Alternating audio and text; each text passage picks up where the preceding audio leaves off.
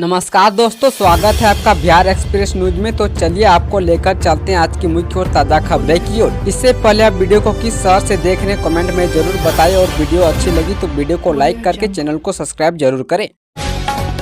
बिहार स्वास्थ्य विभाग में 2600 पदों पर निकली भर्ती। राज्य स्वास्थ्य समिति बिहार ने आयुर्वेद, होम्योपैथिक और यूनानी में पुरुष चिकित्सक के कुल 2619 पदों पर आवेदन आमंत्रित किए हैं। आवेदन प्रक्रिया 1 दिसंबर 2024 को सुबह 10 बजे से शुरू हो चुकी है। योग्य और इच्छुक उम्मीदवार 21 दिसंबर तक आयुष डॉक्टर के पदों पर ऑनलाइन आवेदन कर सकते हैं। कैंडिडेट HSC की आधिकारिक वेबसाइट पर जाकर पंजीकरण कर सकते हैं। इन भर्तियों का उद्देश्य primary health centre, community health centre और बिहार के अतिरिक्त PSC डिपार्टमेंट के रिक्त पदों को भरना है।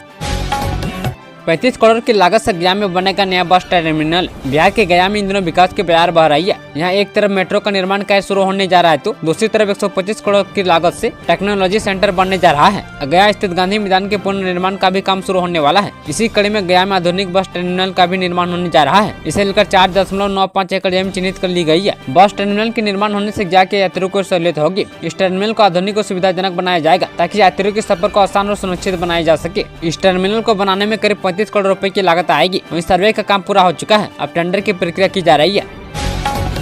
बिहार विधानसभा में ग्रेजुएट्स के लिए निकली भर्ती। बिहार विधानसभा सचिवालय में पुस्तकालय सहायक, उर्दू अनुवादक, हिंदी अंग्रेजी ट्रांसलेटर समेत अन्य पदों पर भर्ती निकली है। उम्मीदवार ऑफिशियल वेबसाइट विधानसभा.बिहार.in पर जाकर आवेदन कर सकते हैं। वहीं फीस का भुगतान करने की आखिरी तारीख भी 15 दिसंबर 2024 तक की गई है।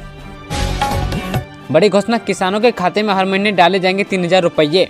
केंद्र सरकार किसानों के लिए एक से एक बढ़कर योजनाएं चला रही है। किसान सम्मान निधि योजना के बाद सरकार किसानों के लिए एक ऐसी योजना लाई है जिसके जरिए किसानों के खाते में हर महीने 3000 रुपये जमा किए जाएंगे। यह योजना किसानों के जीवन में बहुत बड़ा बदलाव लाने वाली है। आज कई लाख किसान इसका लाभ उठा रहे हैं। ऐसे में आज हम आपको इस वीडियो में पूरी जानकारी के साथ बताएंगे कि आखिर मोदी सरकार ने कौन सी योजना है। बता दें कि केंद्र सरकार ने किसानों के लिए प्रधानमंत्री किसान मानधन योजना शुरुआत की है, जिसके तहत छोटे और सीमांत किसानों को बुढ़ापे में 3000 रुपये मासिक पेंशन का लाभ मिलेगा। यह योजना किसानों को आर्थिक सुरक्षा प्रदान करने के उद्देश्य से शुरू की गई है। 24 साल की बेटी ने 50 साल के पिता से कर ली शादी। पिता और बेटी का रिश्ता दुनिया के सबसे खूबसूरत रिश्तों में से एक होता है। हालांकि वायरल वीडियो के अनुसार एक लड़की ने इन सारी गर्मियाओं को ताक पर रखकर पिता से शादी कर ली। कथित तौर पर 24 साल की बेटी ने अपने 50 साल के पिता से शादी कर ली। अब दोनों का वीडियो सोशल मीडिया पर जमकर वायरल हो रहा है, जिसे देख लोग हैरान के साथ असहज भी हो रहे हैं।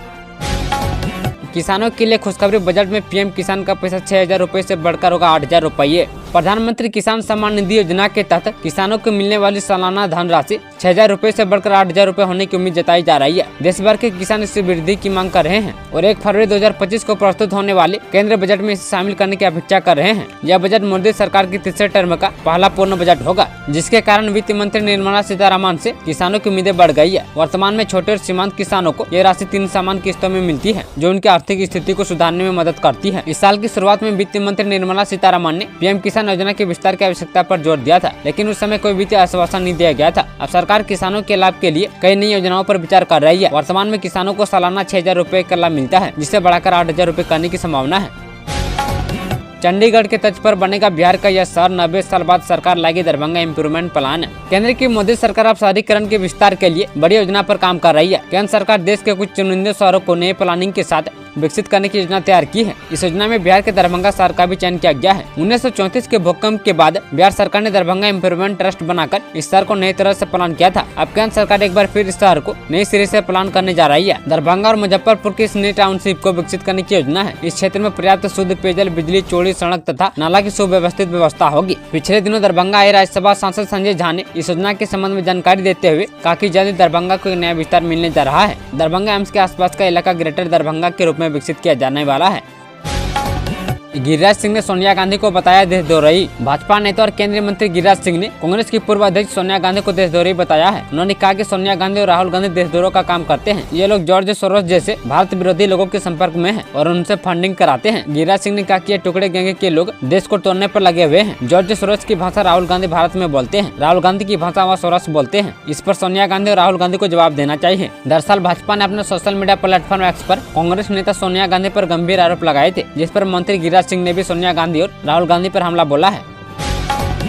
नीतीश कुमार बनाएंगे दरभंगा को बिजनेस हब। संजय झा ने इस परियोजना को बताया गेम चेंजर। जदयू के राष्ट्रीय कार्यकारी अध्यक्ष राज्यसभा सांसद संजय कुमार झा ने कहा कि दरभंगा का विकास अगले 5 वर्षों में सबसे तेजी से होगा। उन्होंने कहा कि बड़ी बड़ी कंपनियों इस इलाके में निवेश करने के लिए आएंगे। सांसद ने कहा कि दरभंगा एयरपोर्ट और आमस दरभंगा एक्सप्रेस इस शहर के विकास के लिए गेम चेंजर साबित होगा। उन्होंने कहा कि मुख्यमंत्री नीतीश कुमार दरभंगा के विकास को लेकर गंभीर है। नीतीश कुमार के नेतृत्व में दरभंगा बिजनेस हब के रूप में विकसित हो रहा है। सांसद ने कहा कि बड़ी बड़ी कंपनियां दरभंगा में बिजनेस का द्वार खोलेगी। इसके लिए अंतर्राष्ट्रीय हवाई अड्डा एवं फॉर्नल की आवश्यकता है। पटना एयरपोर्ट पर विमान की इमरजेंसी लैंडिंग, पायलट की सूझबूझ से टला बड़ा हादसा। दिल्ली से शिलोंग जाने वाली फ्लाइट की पटना एयरपोर्ट पर इमरजेंसी लैंडिंग हुई है। मिली जानकारी के अनुसार बर्ड हिट के कारण इमरजेंसी लैंडिंग कराया गया है। स्पाइस जेट की फ्लाइट संख्या SG 2950 दिल्ली से शिलोंग की ओर जा रही थी, जिसमें करीब 80 यात्री सवार थे। अचानक पायलट का विंड शीट टूट गया, जिसके बाद उसको पटना की ओर डाइवर्ट कर दिया गया। फिलहाल पटना में इमरजेंसी लैंडिंग करा लिया गया है और सभी यात्री सुरक्षित है। ऐसा बताया जा रहा है कि पायलट की सूझबूझ से बड़ा हादसा टल गया है।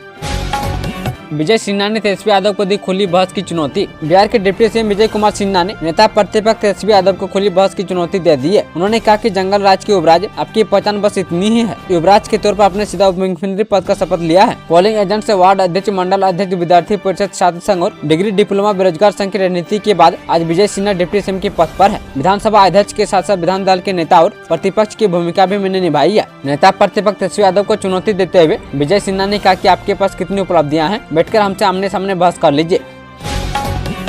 भागलपुर मेट्रो का काम कब से होगा शुरू, जानिए शहर में अधिकतर जमीन कौन सी ली जाएगी। भागलपुर मेट्रो निर्माण कार्य कब से शुरू होगा, इसे लेकर संभावित तारीख सामने आई है। भागलपुर में मेट्रो ट्रेन परिचालन को मंजूरी मिलने के बाद अब rights limited metro alignment team ने इसकी रिपोर्ट तैयार कर ली है। शनिवार को भागलपुर में मेट्रो अलाइनमेंट टीम ने इसकी रिपोर्ट तैयार करके प्रेजेंटेशन दिया। मेट्रो रूट का सर्वेक्षण पूरा कर लिया गया है। प्रथम चरण में 2 कॉरिडोर में मेट्रो स्टेशन बनेंगे। वहीं 2 रूटों का नक्शा तैयार हो गया है। वहीं अन्य रूटों के लिए भी सर्वे का काम होगा। वहीं सबल के सैदपुर से नाथनगर के चंपारण तक एक रूट बनेगा, जिसमें 16 मेट्रो स्टेशन बनेंगे। वहीं स्टेशन चौक से जगदीशपुर तक 6 मेट्रो स्टेशन मिलाकर कुल 22 स्टेशन बनेंगे। शिक्षकों के ट्रांसफर के लिए आवेदन प्रक्रिया जारी, जाने कौन कर सकता है आवेदन। बिहार में शिक्षकों के ट्रांसफर को लेकर शिक्षा विभाग ने 21 नवंबर को नया आदेश जारी किया है, जिसके तहत 15 दिसंबर तक इस शिक्षा कोर्स पोर्टल पर ऑनलाइन आवेदन लिए जा रहे हैं। अब तक 45,587 शिक्षकों ने विभिन्न कारणों से ट्रांसफर के लिए आवेदन किया है। शिक्षा विभाग के आंकड़े के अनुसार राज्य में कुल 5,45,182 शिक्षक है। इनमें से बड़ी संख्या में शिक्षकों ने लंबे समय से ट्रांसफर की मांग की थी। ट्रांसफर के लिए आवेदन 1 दिसंबर से शुरू हुए हैं और एक सप्ताह में हजारों आवेदन प्राप्त हो चुके हैं। शिक्षा विभाग के अनुसार असाध्य रोग से ग्रस्त 163 एवं गंभीर बीमारी से पीड़ित 456 और पति पत्नी की पोस्टिंग के आधार पर 2919 शिक्षकों ने आवेदन किया है। वहीं वंचित स्थान से दूरी के आधार पर 27,661 शिक्षकों ने ट्रांसफर की मांग की है। इंडिया अलायंस में ममता बनर्जी के नेतृत्व को मानेगी आरजेडी, जानिए तेजस्वी यादव क्या बोले। बंगाल की मुख्यमंत्री ममता बनर्जी ने विपक्षी दलों के गठबंधन इंडिया को लीड करने की इच्छा जाहिर की है, जिसके बाद विपक्षी खेमे में सियासी अंतर तेज है। विपक्षी खेमे के नेताओं की इस पर प्रतिक्रिया भी सामने आई है। विपक्ष के नेता ने भी ममता बनर्जी को साथ दिया है और उनके फैसले का स्वागत किया है। शरद पवार, सुप्रिया सुपेल समेत अन्य दिग्गज नेताओं के बाद अब राजद नेता तेजस्वी यादव भी इस पर प्रतिक्रिया आई है। ममता बनर्जी की इच्छा पर तेजस्वी यादव ने बयान दिया है। मीडिया के सवाल का जवाब देते हुए तेजस्वी यादव खोलकर ममता बनर्जी के फैसले पर कुछ बोलने से बचते दिखे। हालांकि उन्होंने कहा कि इसका फैसला सबको मिलकर लेना है, जो सबकी राय बनेगी उसके बाद ही कुछ तय होगा। हम लोगों ने इस पर अभी कोई निर्णय नहीं लिया है। हमारे समझ से इंडिया गठबंधन में जितने भी सीनियर नेता है उनमें कोई भी आए, हमें किसी बात की आपत्ति नहीं है।